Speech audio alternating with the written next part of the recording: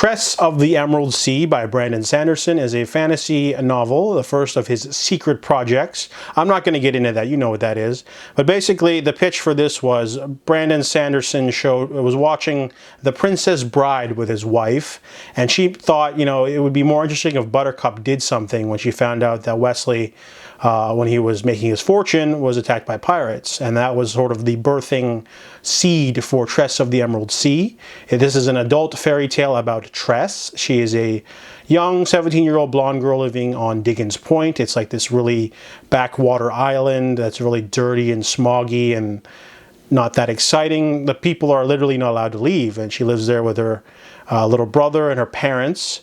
And basically, her only friend is Charlie, who's secretly the Duke's son, but he pretends to be the groundskeeper's son.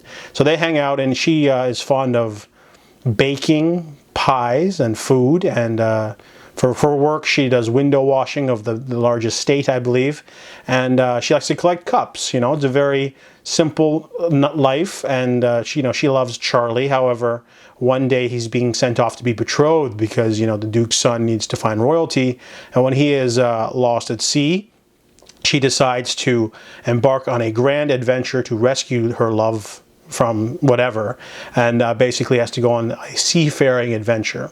So Tress of the Emerald Sea is very simple in terms of its plot, but I really love the uniqueness.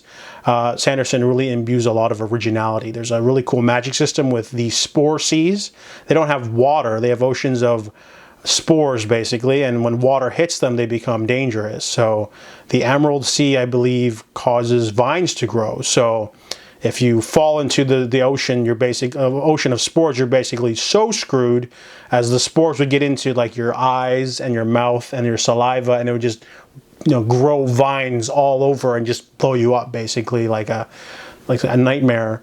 And there's different spore seas and different, you know, properties when they hit water, and basically it's all about Tress's, you know, dangerous adventure. What I really liked is that even though this is like a, you know, safe, I guess, for teens and kids to read, there's still this sort of dark edge to the novel. There's death, there's like stakes, you know, she could fall into the ocean, she could be, you know, killed, shot, whatever. So there's still a lot of danger, even though it's got this sort of nostalgic sort of storybook kind of fairy tale tone, and it was never boring. A lot of fun characters. There's some great representation with disabled characters. There's a deaf character and a few others, I think. But yeah, it was a really thrilling adventure. Lots of twists, lots of cool aspects and set pieces. You know, it just keeps going, and there was never a dull moment. I loved it. So I give Tress of the Emerald Sea 5 out of 5.